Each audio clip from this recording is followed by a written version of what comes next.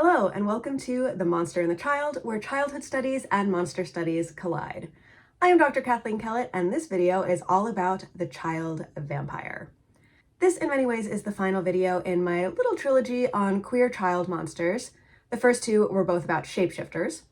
However, this script wound up being about more than just queerness. It also led me to think about some of the horror inherent in childhood itself, or at least the position that childhood occupies in society. The modern Western social construct of childhood is governed by two overarching ideas: innocence and futurity. Innocence, say it with me, can refer to ignorance, lack of experience, lack of guilt, and presence of moral purity. And those associated meanings are frequently all conflated together. This is why withholding information from kids, essentially enforcing ignorance, is so often seen as a means of safeguarding moral purity. What they don't know can't corrupt them. Futurity, meanwhile, is defined by Allison and Adrian James as, quote, the recognition in the present of the child's potential for being different in the future and the prediction of present actions on the basis of this recognition, end quote. Sounds logical enough. As James and James acknowledge, quote, the period of childhood as a whole for children everywhere is typified by physical, psychological, intellectual growth. Childhood is also a period of growth in a social sense. It constitutes a social apprenticeship, a period of socialization and acculturation, during which children learn the necessary social skills and absorb the elements of their cultural heritage in order to enable them, at some point, to join and participate in adult society, end quote. This is where talking about childhood as socially constructed can become a little tricky because biologically, and also because of how time works, yes, children do develop and change and grow toward adulthood. Children are, if they're lucky, future adults. The socially constructed part of futurity, however, is what cultural meaning any given society attributes to that biological and temporal fact. James and James point out that the way that futurity is constructed in modern Western society implies a point of arrival, a finishing line where an individual crosses from child, human in progress, to completed adult. The goal, therefore, is to raise children in such a way that they become the right kind of completed adults: productive, moral, and capable of participating in the most important national institutions, the workplace and the nuclear family, thereby producing more innocent kids who will turn into those productive and moral adults in the workplace, and so on until the heat death of the universe, presumably. Innocence and futurity have a somewhat uneasy relationship as constructs. On the one hand, childhood innocence is seen as something that must be protected and maintained for the sake of the child's future. If their childhood is ruined by exposure to concepts and experiences seen as off-limits to children, then their future adulthood is at risk to being the wrong kind of completed personhood. But innocence, by definition, can't be maintained forever. The child has to change at some point, has to gain an experience and knowledge to reach that finish line of adulthood. Balancing safeguarding innocence and preparing for the future is the basis for kind of all of the debates about how children should be raised and treated and educated. When a particular concept or identity can be framed as opposed to innocence and futurity, like queerness, for example, that rhetoric can be very politically powerful. That's why queer people are called groomers if they dare to suggest that maybe kids should know about the existence of queer identities. That's why queer books are banned from schools and libraries, why Don't Say Gay bills are passed, why gender-affirming healthcare is withheld from minors. But to my mind, the emphasis on how queerness is a threat to innocence is mostly a smokescreen for the real concern, which is the potential threat that queerness serves to futurity. After all, a great deal of futurity is reproductive futurity, the ability of the child to, as an adult, participate in the recreation of the nuclear family unit. A queer future is not seen as conducive to that, so queerness is often seen as a failure of futurity. What happens when the project of raising a child to adulthood goes wrong? But what happens when childhood has no future at all, and no innocence either? What if you just stay a child forever and ever, amassing knowledge and experience, but never arriving at adulthood? As Lisa Navarez points out in her article, What to Expect When You Are Expecting a Vampire, Reading the Vampire Child, seeing children who are, quote, violent, blood-sucking creatures runs counter to the construction of the carefree natural child, end quote. Hard to argue with that. If we're talking failures of innocence and futurity, you can't really get more on the nose than the child vampire. In this video, I'm going to discuss two child vampires who have been through multiple adaptational iterations. Ailey from Let the Right One In, and Claudia from The Vampire Chronicles. For Ailey, I'm going to focus almost exclusively on the Swedish film with just a little bit of info from the novel, but for Claudia, we'll go through both her novel and 90s film version, since they're basically the same with just a slight age difference, and then the version or versions of her that exist in the AMC TV series. These two queer child vampires are rich texts for exploring what happens when innocence and futurity break down, and how terrifying and tragic childhood is revealed to be without those seemingly protective forces. So join me as we leave the sweet sunlight of innocence for the eternal night of the child without a future. I'm going to be real with you right now. The reason I'm talking about the film version of Let the Right One In is because I couldn't read the book by John Ajvide Lindqvist. I tried a few years ago, but I've got my limits. First of all, if you haven't read or watched much Scandinavian horror, then let me tell you, those writers know how to do bleak. But the real reason I couldn't hack the novel is because one of the main initial point of view characters is Håkan, a man who lives with someone who appears to be a 12-year-old girl. This child, of course, is the vampire Ailey, and Håkan is not a relative or even a fellow vampire. Instead, in the novel, he procures victims for Ailey in exchange for getting to live with the object of his desire, because he is a pedophile.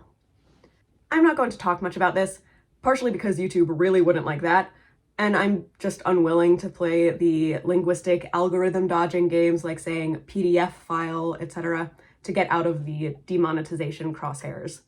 No shade to people who do, because I totally get it, but language and storytelling is my whole thing, and I can't bring myself to not use the words that I mean.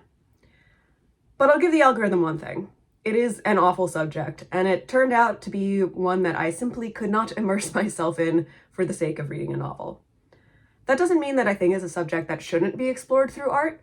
I don't really think there is such a thing. But I also think that every person has the right to decide when a piece of art just is not for them.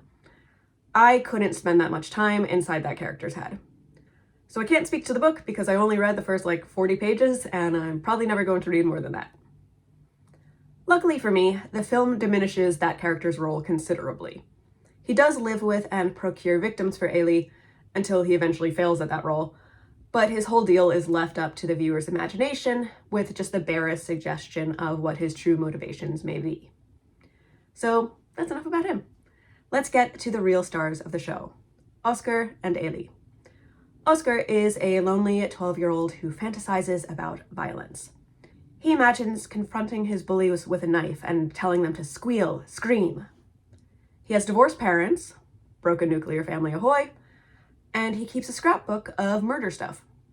So on the innocence front, we're not doing so great. In the snowy courtyard outside of his apartment complex, on a spare jungle gym, Oscar meets Ailey, who has just moved into the apartment next to his. Ailey, as I mentioned earlier, appears to be a girl about his age. So now this is the second video in a row where I've had to figure out what to do with the main character's pronouns. In my last video, when I talked about I Saw the TV Glow, I avoided pronouns for the protagonist Owen until the end of the story to indicate that this character frankly does not know her own gender, but that the film supports the idea that the character is transfeminine. With Ailey, things are more complicated, so we're going to briefly jump ahead to some spoilers and some more stuff that the algorithm is not really going to like. So know that for just the next few minutes, we will be discussing, not in detail, but discussing an instance of intense child abuse. Ailey was assigned male at birth, but in the book, during the process of being turned into a vampire, all of Ailey's external genitalia was cut off. Apparently, in the novel, when this is revealed, the pronouns from Ailey switch from female to male. In most scholarly articles that I have found about this story, including the film, authors use male pronouns for Ailey in acknowledgement of this backstory. Now, in the movie, we're not given the full story of how this happens. Instead, we just have several instances of Ailey professing, "I'm not a girl," and then a shot of the healed but scarred aftermath of the mutilation, without an explanation of what actually occurred. I will discuss those aspects of the film in more depth when I get to them, but first we need to clear up the issue of actually gendering this character. So based on the fact that Ailey says, "I'm not a girl," and of course did not consent to this abusive transformation of the body, I would be inclined to go ahead and use male pronouns, except Ailey doesn't actually have to present with feminine hair and clothing, but still chooses to do so. This is apparently, again based on scholarly articles, more emphasized in the book, where Ailey deliberately asserts this presentation over a more masculine one. Again, this is secondhand knowledge because I am reading that. So they, them does feel in some ways like a little bit of a cop-out because this character doesn't assert a specifically non-binary identity at any point, but I do think that that's what I'm going to go with, just to indicate that this kid's identity is not something that can be neatly categorized. They say that they're not a girl, but they don't say that they're a boy, even though at their age they could easily present as either one. Of course, abuse like what Ailey suffered is not the determinant of gender identity, so my choice of pronouns for Ailey is intended to indicate not what's going on with their body, but instead the fact that they have chosen not to claim girl and not to present as boy. They exist outside the binary in a way that their just barely pubescent appearance allows them to do without ever arriving in a final category. As an aside, Ailey is played by a female child actor, Lena Leanderson, but their voice was dubbed to make it lower, albeit by another female actress, Elif Ceylan, so the ambiguity is baked into their on-screen portrayal as well. Okay, so back to where Ailey and Oscar meet. Right off the bat, Ailey warns Oscar that they can't be friends. But the next time they encounter each other, Ailey's resolve is tested by Oscar's Rubik's Cube. This movie takes place in the 1980s, so the inclusion of a lonely kid with a Rubik's Cube is required, I think, by law. Oscar is surprised that Ailey doesn't recognize what this toy is, and he lends it to them when he sees that they're intrigued by the puzzle. After a quick feed, posing as a helpless kid to draw in a victim, Ailey completes and returns the cube to Oscar, and their friendship starts in earnest. Oscar asks how old Ailey is, and they answer, quote, 12, more or less, end quote. Oscar, meanwhile, knows exactly how old he is, quote, 12 years, 8 months, 9 days, end quote. He is literally keeping his increasing age like a score, which makes sense because this whole childhood thing is not going that great for him. Despite his violent fantasies, he is helpless against the gang of bullies at school, particularly the ringleader, Connie, whose delight in tormenting Oscar even freaks out his little hench kids. After the bullies beat Oscar with a switch, Ailey tells Oscar to hit back as hard as he can. When he protests that he'd be outnumbered, Ailey promises that they will help him, and they touch his hand in reassurance and burgeoning attraction. What follows is a relationship that mixes the markers of innocent childhood with the beginnings of pubescent desire, as well as plenty of adult violence. It becomes clear that despite having much more literal life experience than a typical 12-year-old, Ailey's answer of 12 more or less is not a lie. They are very much still a kid mentally and emotionally. They're interested in things like Rubik's Cubes and games like how many fingers am I holding up against your back. Some markers of childhood, however, are no longer compatible with what Ailey has become. Oscar buys them candy, but it makes them sick. Right after seeing them vomit, Oscar hugs Ailey for the first time. I've talked before about the concept of abjection in some of my previous videos. As theorized by Julia Kristeva, the abject is that which is disgusting, repulsive, that which must be cut off and thrown away because of its inherent threat to the perception of a stable subject position, a stable selfhood. The illusion of a nice, clean, contained system of rational thought within a controllable body falls apart in the presence of the abject in the forms of bodily fluids and waste and death and rot and violence. Vampires, as living dead who feed on blood, are inherently abject figures. But so is Oscar. He bleeds from the wounds that the bullies give him. He exchanges the innocence he is supposed to have for fantasies of violence, and he deals with disgusting torments like his pants being stolen and urinated on when he is in gym class. He is not progressing well towards the right kind of future, but instead is becoming the kind of abject thing that is tossed aside and hidden for the sake of everyone else's stability. So when he embraces Ailey with chocolatey vomit around their mouth, it is a moment of real connection and communion between two kids who are very much getting childhood wrong, according to just about every social construct there is. While he is hugging them, Ailey asks, quote, "Oscar, do you like me?" End quote. "Yeah, a lot," he answers. Ailey presses, "If I wasn't a girl, would you like me anyway?" Oscar says, "I suppose so. Why do you ask?" Ailey does not answer at this time, but Oscar's response clearly means a lot to them.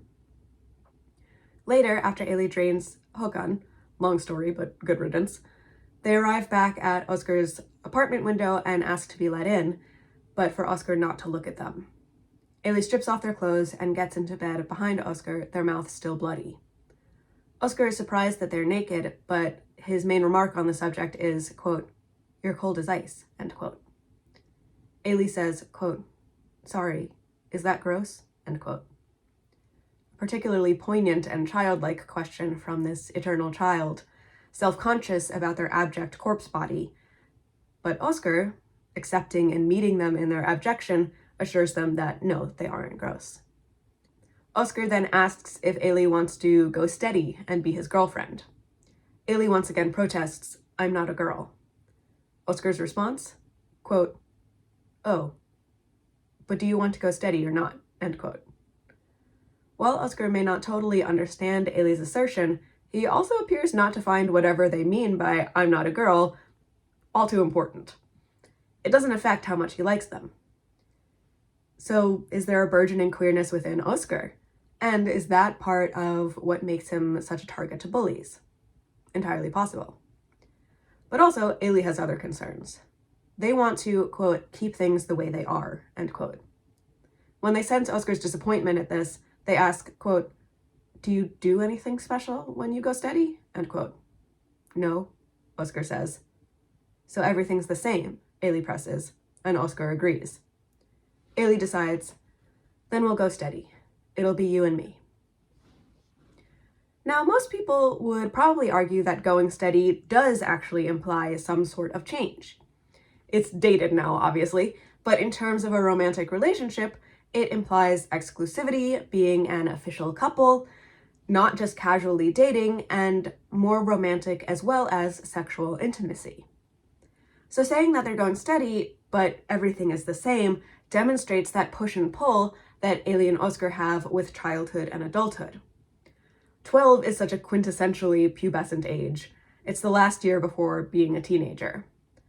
The embodied changes are a happening, but typically your outward appearance still very much reads as child at this age. And Ailey is stuck there, unchangingly in a moment defined by change. They want the intimacy, but they can't have the forward motion, the progress.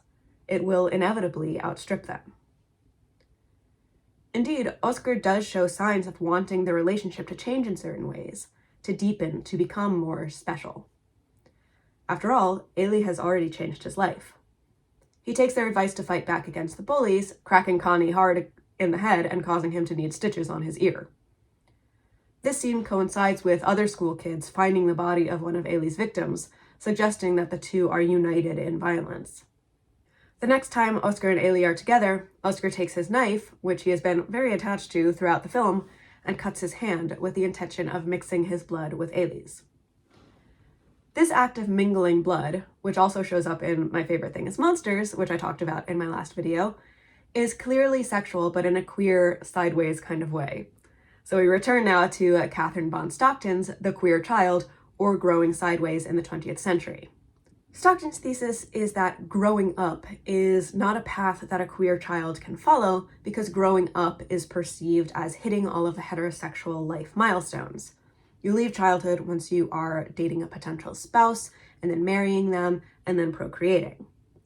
Instead, the queer child grows sideways into something else, something other, often that cannot be named because the child themselves lacks the knowledge and context to do so.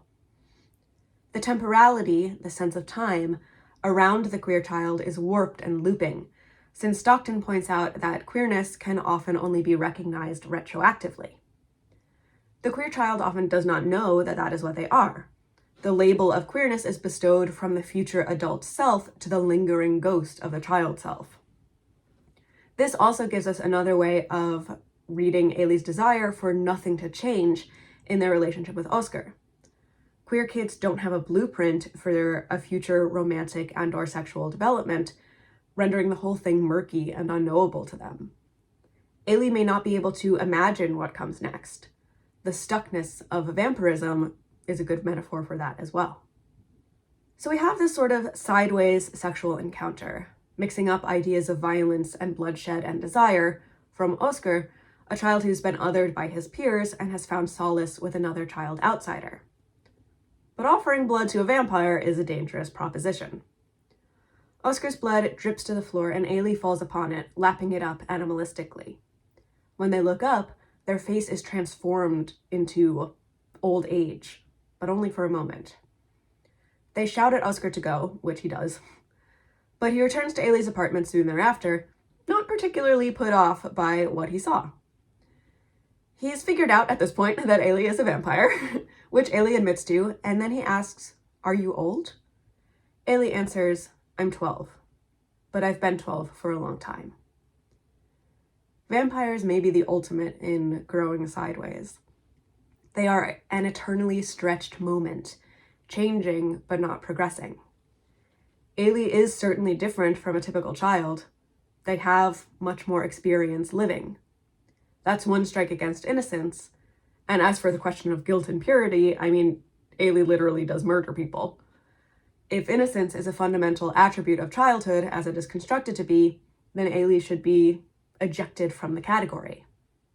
Yet here they are, still 12. Their non-innocence doesn't change that fact. Their childhood is irrefutable in their interests, their speech, their need for caretaking, and their desire for pure relationships. Ailey is two incompatible categories at once, non-innocent and child. And through this monster metaphor, we have a way of seeing into the isolation and yearning of those real kids who embody socially incompatible categories, such as queer and child. All right, so now we get into some of the most important scenes of the film. Ailey shows up at Oscar's apartment, but per vampire rules, they can't come in unless they are invited. Oscar challenges them and waves them in without speaking, clicking at them like they're a dog or a horse. I read this as Oscar trying on a masculine sense of power over Ailey, who, despite their protests, he definitely still views as a girl.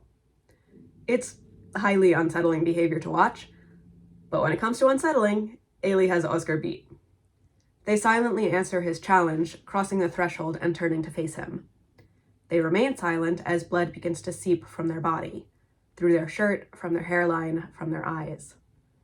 Oscar quickly repents of his show of power, shouting, quote, "No, you can come in," end quote. He hugs them again, once more initiating this affection and comfort when Ailey is at their most abject. They are literally covered in their own blood that their body could not contain, and Oscar is moved to hold them close. But then it's Ailey's turn to challenge Oscar. They repeat his opening words to him: scream, squeal. They say that they are like Oscar due to their relationship with violence. Oscar protests that he doesn't kill people, but Ailey counters, quote, "But you'd like to if you could, to get revenge, right?" End quote. When Oscar concedes, Ailey responds, quote, "I do it because I have to. Be me for a little while. Please, Oscar, be me," end quote.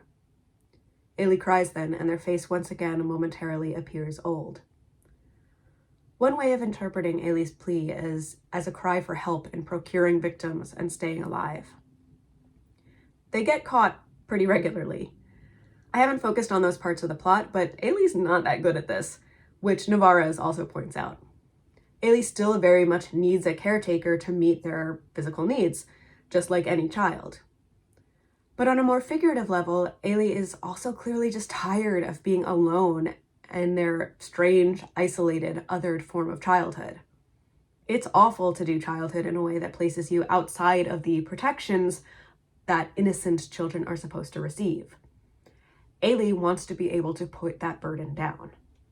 Okay, so next up is a scene where we bring up Ailey's past physical maiming again, so be forewarned. Ailey showers off the blood and Oscar offers them one of his mother's dresses. There's a lot that we can be Freudian about with this film if we wanted to, which I generally don't, but it would be a bit dishonest of me not to acknowledge that plenty of the old psychoanalytic symbolism is extremely present here.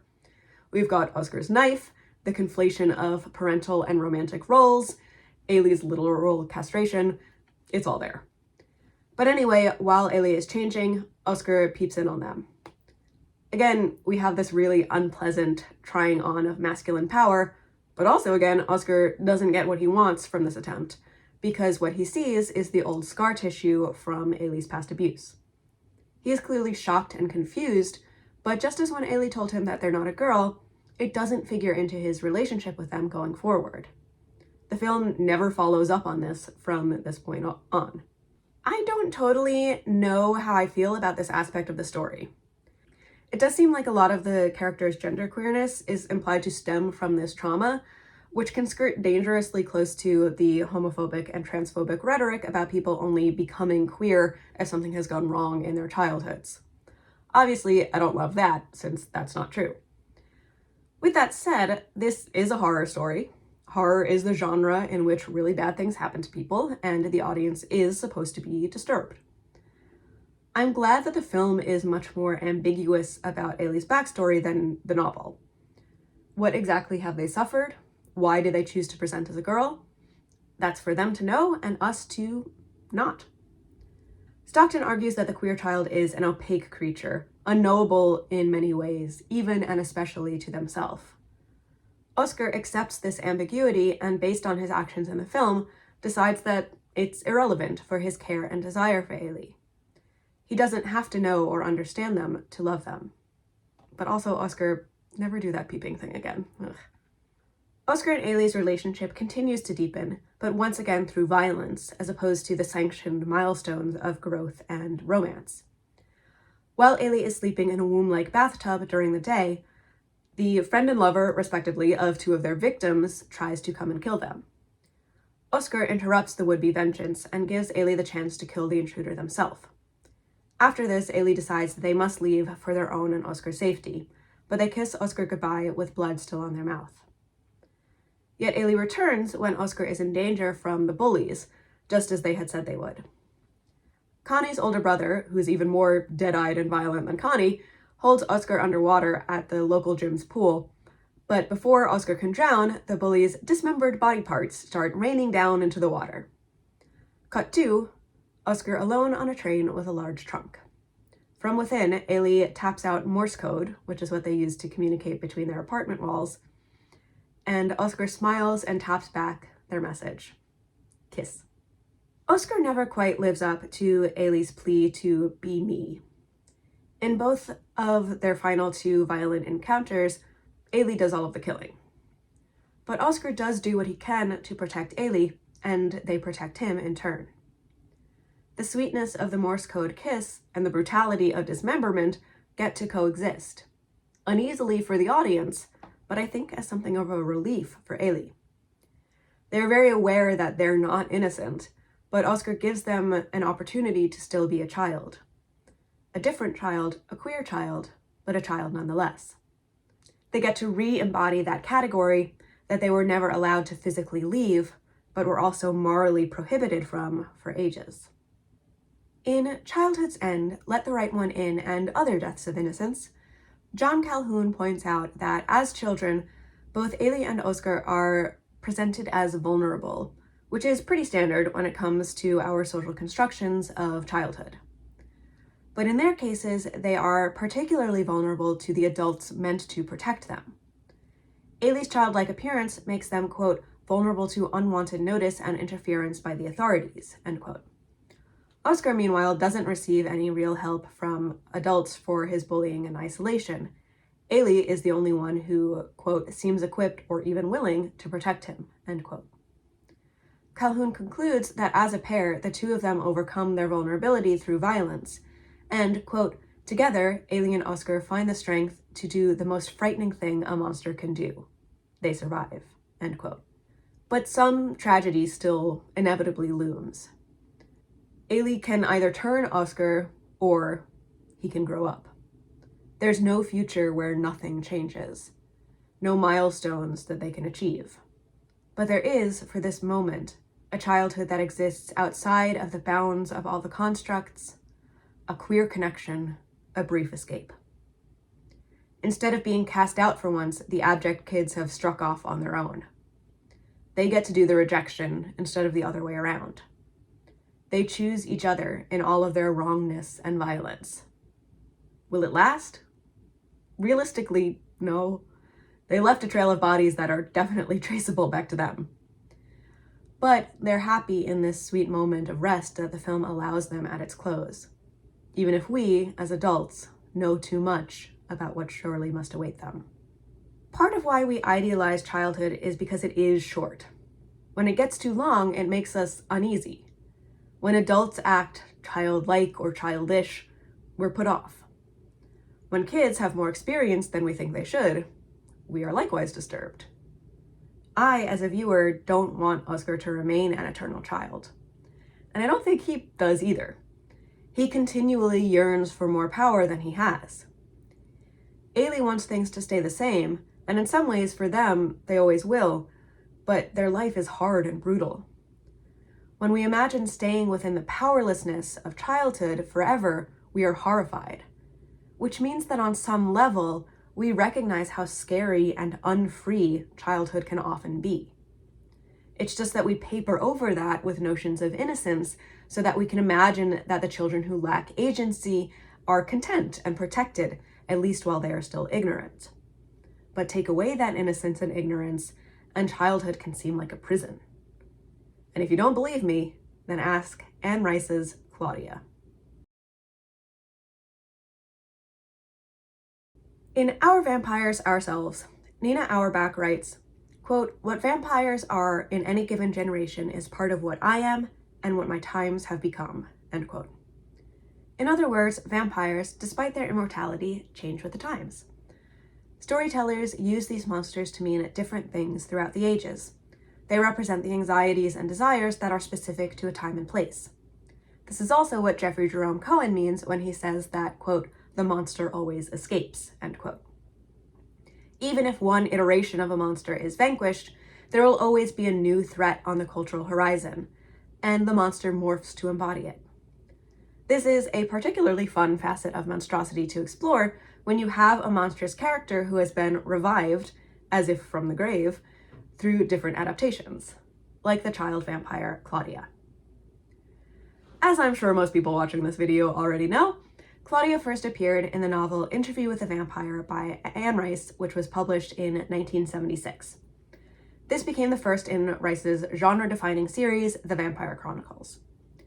Interview got a film adaptation in the 1990s, which cleaved pretty close to the source material, at least as far as Claudia is concerned. I'm going to use the images from this movie to go along with my discussion of the book, because the main difference is Claudia's age, and that's entirely for practical reasons. In the novel, she is 5, but this simply isn't a role that a 5-year-old could actually play. So she was portrayed by 11-year-old Kirsten Dunst, posing as an 8-year-old, to great effect, in my opinion. In the novel, we first encounter Claudia through Louis, the eponymous interviewed vampire, as a sick orphan in the 18th century. Her mother has recently died of the plague in New Orleans. Louis, who is perhaps the prototypical angsty vampire, is mad with hunger at this point because he's been trying to exist on just the blood of animals like rats. He sees the beautiful and helpless little girl and nearly drains her. But Lestat, our prototypical extremely extra vampire, saves her and brings her back to their home. Lestat made Louis, and their relationship is both queer and messy. Lestat sees Claudia as a means of getting Louis to stay, despite his vampiric misgivings, as well as to create and complete a facsimile of a nuclear family, something he could otherwise not have by virtue of his undeadness and his disconnect from linear time and procreation. So again, read queerness. Both Lestat and Louis badly crave love and affection, though they have very different ways of expressing this and very different attitudes towards the people that they love. Louis is pretty horrified by Lestat's plan, but Lestat goes ahead and turns Claudia anyway, declaring her their daughter, and they her fathers. Louis describes the transformed Claudia thus, quote, "She was the most beautiful child I'd ever seen, and now she glowed with the cold fire of a vampire. Her eyes were a woman's eyes. I could see it already. She would become white and spare like us, but not lose her shape," end quote. So immediately, Claudia is unmoored from time, split but recombined into two incompatible categories coexisting together, child and monster. This duality will only grow as time passes. Claudia is instantly insatiable for blood, nearly drinking too much from Lestat in the process of being made into a vampire. Her first words upon reviving are, "I want some more." It seems that as great as her outward childlikeness is, so is her inner monstrosity. But she is still 5, at least for now, so she takes to Louis and Lestat, and they do, in fact, form a family together. Louis reminisces that they play with Claudia like a magnificent doll, which works for a while. But unlike Ailey, Claudia does not mentally and emotionally stay at the age at which she was turned. Louis watches with unease as Claudia learns literature and music while still appearing to be, quote, "the chubby, round-fingered child," end quote. Louis declares, quote, "Claudia was mystery. It was not possible to know what she knew or did not know," end quote. This quote is particularly interesting to me. I'm not sure I completely trust Louis on this point. He claims that knowing Claudia is impossible, but I think it's more that he's afraid to know her. He's afraid to know what she knows. The anxiety about the knowing child, the not ignorant child, is a logical result of the construction of childhood innocence. The suspicion that the child knows more than she says, that the innocence may already be lost, is a real-life source of suspense and dread for many.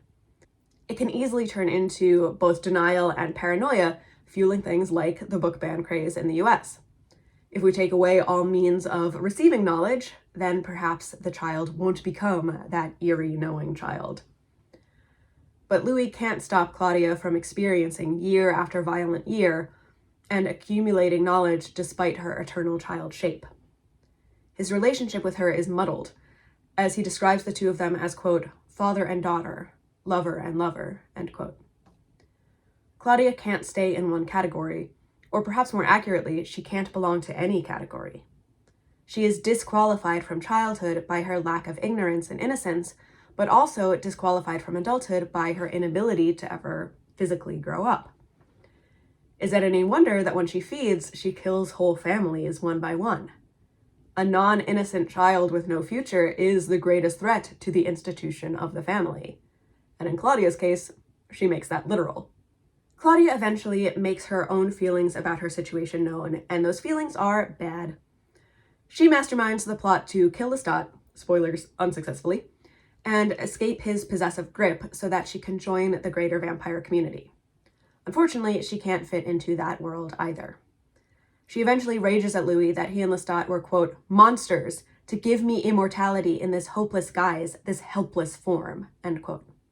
She demands that Louis turn a doll maker named Madeleine into a vampire to give to Claudia as a companion, so that she can have someone of her own instead of always being a hanger-on to Louis and his relationships, an experience shared by plenty of real children at the mercy of their parents' choices. Claudia can't turn Madeleine herself because her body is too small to provide the vampiric blood necessary to complete the transformation. Claudia has the power to destroy, but not to create. That reproductive futurity, even in an undead, twisted, monstrous form, is denied to her by her eternal childhood. Madeleine is a grieving mother who desperately desires, quote, "a child who cannot die," end quote. That is why she makes her dolls, and that is how she sees Claudia, So we see that association with an inanimate object, a totem of carefree and playful childhood, come back again. Indeed, Louis describes Madeleine's relationship to Claudia by calling Claudia, quote, this unnatural child thing she believed she loved, end quote. I really love that construction of the compound word child thing here. It's really chilling and tragic. A child without the future potential of what would be seen as full personhood gets demoted all the way down from human to thing. Madeleine, in her grief, can only see the wonder of an undying childhood, but Louis knows better. It makes sense at this point to mention that Anne Rice herself lost a 5-year-old daughter, Michelle, to leukemia before she wrote this book.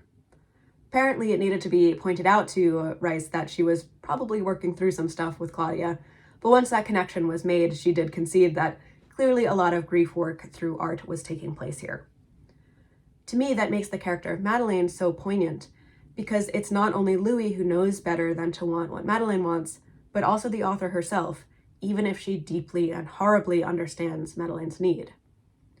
A child who cannot grow up in Rice's work is always a tragedy, even if that child is still physically present. I think this serves as a good reminder in the midst of, our big discussion of the social constructs and symbolism and metaphors of childhood and monstrosity, that behind all of the cultural meanings that we layer over children are real people who, like all people, want and deserve more life. With that in mind, it makes sense that Claudia's feelings for Madeleine are complicated. First off, it's no accident that Claudia chooses a woman for her companion. Auerbach explains that within Claudia's family unit with her two fathers, quote, vampirism is no release from patriarchy, but a perpetuation of it until the end of time, end quote. As a girl child, Claudia is in a doubly subordinate social position, forever. Madeleine wants to be a mother again, but Claudia sees Madeleine, a grown woman, as an object of envy and desire. She says to Louis, 6 more mortal years, 7, 8, I might have had that shape, end quote. If she cannot ever embody that womanhood, at least she can possess it eternally as her companion. So even if there's not necessarily a sexual or romantic element to the relationship with Madeleine here, there is still something queer in the desire to identify with a gendered body that Claudia can't have, and to seek proximity to this identity in lieu of inhabiting it herself. The body can be next to me if it can't be mine. I can look sideways, but not grow up. I can make what is foreclosed to me some extension of myself. But even this facsimile of a future is denied Claudia. Louis does turn Madeleine for her, but shortly thereafter, both Claudia and Madeleine are captured, tried, and sentenced to death for their transgressions against vampiric laws, not least of all, Claudia's part in attempting to kill Lestat, her patriarch. They are executed by sunlight, and Rice describes how Madeleine's auburn hair mingles with Claudia's golden ringlets in the aftermath. The mixing of their hair and ashes is the closest that this ancient one, despite all her experience and violence, ever gets to leaving childhood and embodying womanhood. Auerbach writes that vampires, quote, embody not fear of death, but fear of life. Their power and their curse is their undying vitality, end quote. We may say that we want immortality, but how do we even envision life without the milestones of time? In The Vampire, the Queer, and the Girl, Reflections on the Politics and Ethics of Immortality's Gendering, Kimberly J. Lau begins with the following declarations. Quote, life is straight, take 1. Linear, developmental, teleological. Life is straight, take 2. Heterosexual, reproductive, normative, end quote. Lau explains that, quote, in the dominant cultural imagination, end quote, these twin straightnesses are what make, quote, a life worthy, valuable, purposeful, end quote. She references the term chromonormativity, as discussed by scholar Elizabeth Freeman, as a way of framing this idea that milestones are what give meaning to life. Without them, we have a hard time seeing a life as truly being lived, as opposed to just existed through. This relates back to Auerbach's assertion that Anne Rice's vampires, quote, scarcely participate in history, end quote. They may exist through the centuries, but they stand outside of the great goings-on, watching from afar. But it is precisely this relationship with history that the new adaptation of Interview with a Vampire is so interested in. So AMC's Interview moves the whole timeline up, bringing the vampiric transformations of both Louis and Claudia out of the 18th century and into the early 20th century. It also, quite noticeably, race bends Louis and Claudia, and they are now portrayed as Black people in New Orleans. This racialization makes it a lot less possible for either of them to not participate in history. They no longer have that privilege. History is going to participate in their lives, whether they like it or not. That's why, instead of needing to be rescued from the plague, this Claudia is rescued from fire. Louis retaliates against racist white business owners who have been sabotaging him at every turn. At first, it seems like this was their mistake. After all, Louis is a vampire. He is more powerful than any of them individually. He kills one and strings up his disemboweled body with a whites-only sign around his neck. But you could be the most powerful individual monster in the world and still be smaller than the forces of systemic white supremacy. Black homes and businesses are set alight in response to Louis's actions, and Louis, horrified, stumbles through the flames until he hears a girl crying out for help. This, of course, is Claudia. The viewer is then presented with the second big alteration for this adaptation. Claudia is considerably older. Her stated age in the show is 14, and in the grand tradition of teenagers on TV, she is played by an actress in her 20s. 2 of them, in fact. She was recast after the first season. Both actresses, Bailey Bass and Delaney Hughes, turn in stellar performances, though I had a slightly harder time buying Hughes in season 2 as actually 14, just visually speaking. This recast was not initially planned, but there are fun ways of interpreting it. I can't remember where I read this because it was a while ago, but someone on the internet said that they see season 1 Claudia as how Daniel Malloy, the interviewer, pictures her until he sees a photograph of how she actually looked, which is her appearance in season 2. With all of the show's themes of unreliable memory and narration, I think that's just neat. Anyway, there's quite a bit of difference between the ages of 5 and 14. I think that the show overshoots her childishness a little bit in her first few scenes, but we could also interpret that as Louis's faulty memories. But it quickly evens out as both she and her fathers come to grips with what it means to be an eternal adolescent. And not just that, but an eternal Black female adolescent. Claudia's first hunt in the show leads her to lure in a cop, as she stands in her cute girlish clothes, humming sweetly. The cop, however, is not charmed in the way that book Claudia's victims so often are. Irritated, he demands, quote, "Where are your parents at this hour?" End quote. Black children aren't automatically granted the assumption of innocence, especially on the cusp of adolescence. Claudia is treated by this authority figure as a nuisance at best, not a little angel. Then, when she pounces, the cop gasps, quote, "You're not a girl, you're a devil," end quote. After he drops to the ground, Claudia, smiling with his blood on her mouth, repeats this line back to him, seeming to savor the power of her new monstrosity. Louis, on the other hand, sees Claudia as his escape from all of those cares about human categories. He wants to be outside of history again. He tells Claudia, quote, "I used to get a little caught up in human affairs," end quote. "Then what?" she asks. "Then you," he answers. Claudia, in need of care and guidance and protection, possibly forever, is Louis's long-awaited means of pausing time. What does it matter how the world sees him when he's preoccupied with his daughter/sister/niece? If she can't change, then he doesn't have to either. Well, we already know how that works out for him. At 14, Claudia already has sexual and romantic desires, and the first object of these desires is a carriage driver named Charlie. She dresses up in what she believes are sexy, womanly clothes, but by this point she is already out of time, and she is mocked by white girls. The fangs start to come out, but that causes Charlie's horse to rear and Claudia to hide. The moment of danger passes, and Claudia gets a ride home from the sweet boy. She records her thoughts in her diary, with her pubescent and her vampiric desires getting all mixed up. "He's got veins like rivers," and "I want to know what his tongue tastes like" are written side by side. But her first kiss with Charlie turns predictably to a feeding frenzy, and before she knows it, she drains him dry. The implication is clear.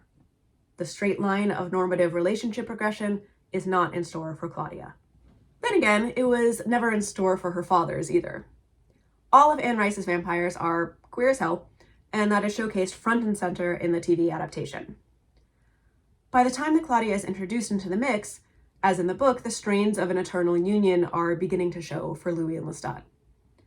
Malloy calls Claudia, quote, a band-aid for a shitty marriage, end quote, and in a devastatingly tired line delivery, Louis responds, quote, I was going to say something else, but yes, end quote. These vampires may want to avoid history, but queering and mixing races within the institution of the family is not something history is willing to pass unnoticed. None of them can escape the gaze of society, and none of them can excise societal expectations from what they want from each other. Louis and Lestat each chafe under the roles of husband and father, as much as Claudia is increasingly suffocated by her role of daughter, with each of them still carrying the emotional baggage of the ways that they are viewed as monstrous, not only because of their fangs, but because of their gender, race, and/or sexuality.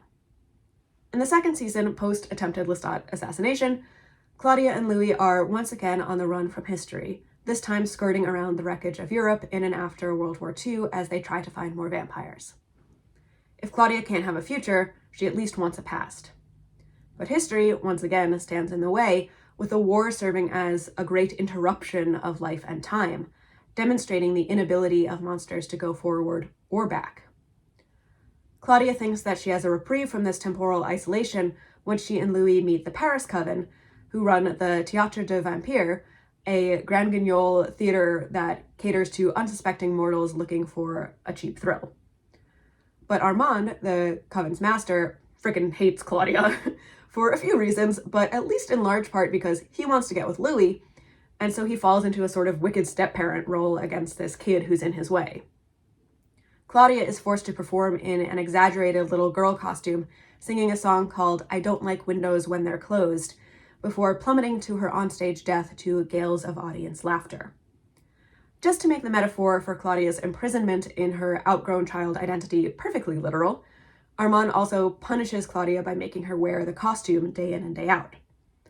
This is not just an enforcement of gender and age, but of race as well, as the song and dance are inescapably minstrel-like.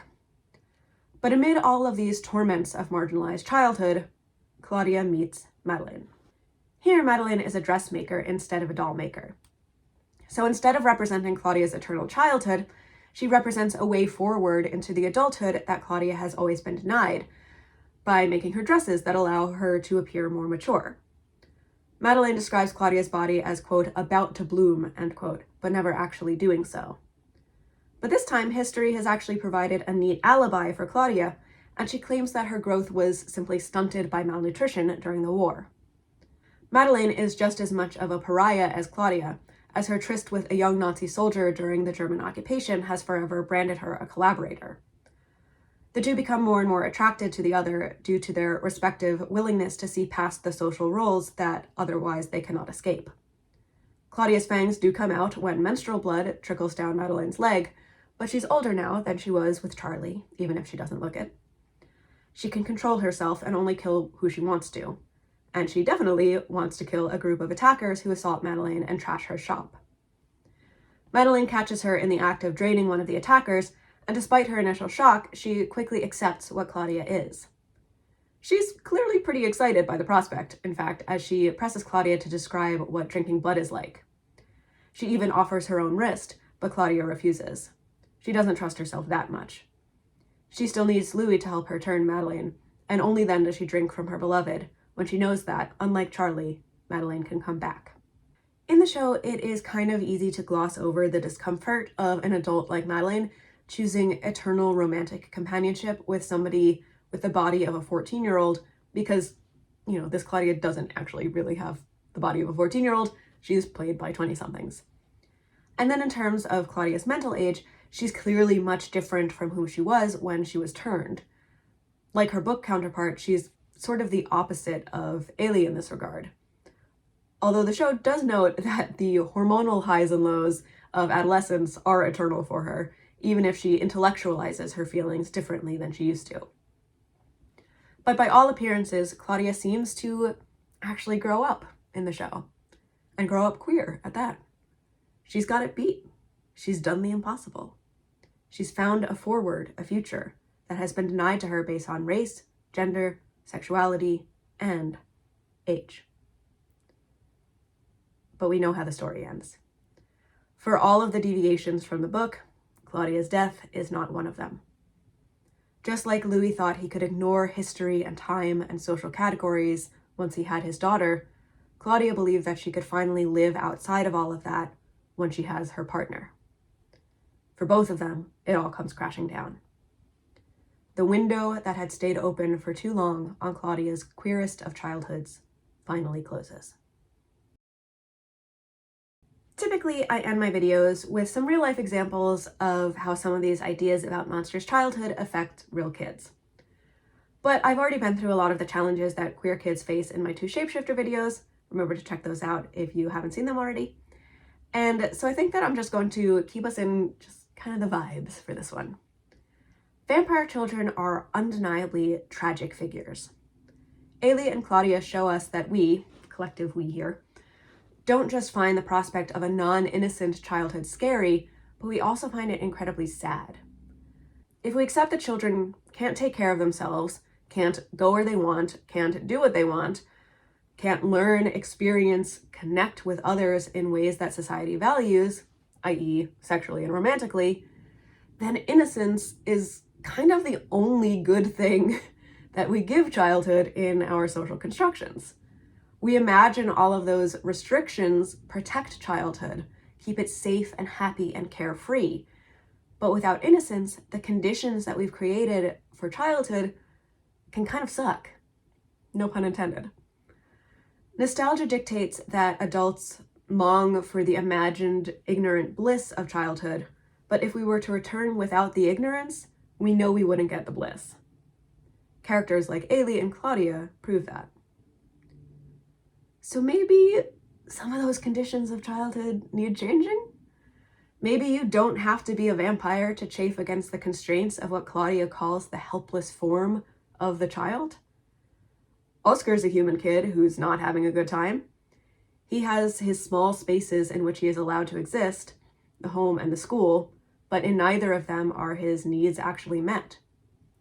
As a child, however, he doesn't have access to much else. Only the jungle gym, a child's space that excludes ineffectual adults, is his and Ailey's haven. Claudia and Ailey, meanwhile, are at constant risk of adult destruction because they are eternally at the mercy of those who society deems automatically more capable, more authoritative, and more free to exist unfettered in society. I'm not saying, like, turn all the kids loose here. Obviously, adults do need to serve as caretakers to kids, but I think that these fictional child vampires show us just how much the way we've organized the spaces and rights, or lack thereof, of childhood allow adults to not listen to kids and not meet their needs.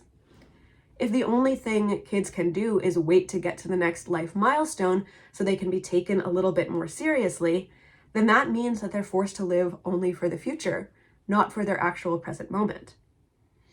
And if they can't or don't want to meet those milestones, then will they ever be heard? Or will they just be discarded as failures of futurity? Queer kids aren't the only ones with interrupted access to straight time and its milestones. Sick or disabled kids, particularly with terminal illnesses, embody a childhood with an altered or severed relationship to the future. Time operates differently for racialized kids as well, as we saw with Claudia. Regardless of vampirism, she was kicked out of innocent childhood early, but still denied adulthood. Kids who've experienced abuse or violence or other traumas are preemptively shunted off the normative life path in the minds of many as well, as the damage to their innocence is assumed to also damage anything that can come after. Because this normative life path is treated as necessary for a life worth living, is it any wonder that we wind up with vampire stories for the kids who exist outside of it? If they're not really living, they might as well be undead. Neither this nor that. Not really child, because they lack the required attributes, innocence and futurity, but also not adult. Not in the ground, but not moving forward. It's heavy stuff, and these are heavy stories. But as always, I see every child monster as a call to action. What if we adults weren't like the bumbling parents, dangerous predators, and violent enforcers that the child vampire must contend with? What if we expanded our definitions of what childhood could mean? Eternal childhood for an individual is impossible, but children replenish. Childhood as a category will always be with us. So maybe we should heed these stories' warnings and allow that category to change. What do you think about the child vampire? Do you have any good recommendations for me? I would love to hear them in the comments. If you enjoyed this video, please give it a like, and please go ahead and subscribe so you don't miss out on future conversations about monstrous kids. I have a Patreon, which is linked in the description. Paid patrons get the chance to vote on media to be included in future videos, as well as reaction videos to new to me monster stories. In 2 weeks, I will be back here with a discussion of monsters and children at war. I know, not very cheery, but I'm sure I can entice my fellow millennials at least with the following: Animorphs. Also, hopefully by that point, I will no longer be getting over a cold. Thanks for putting up with my voice for the last hour. And until then, take care, and I will see you soon for more monstrous food for thought.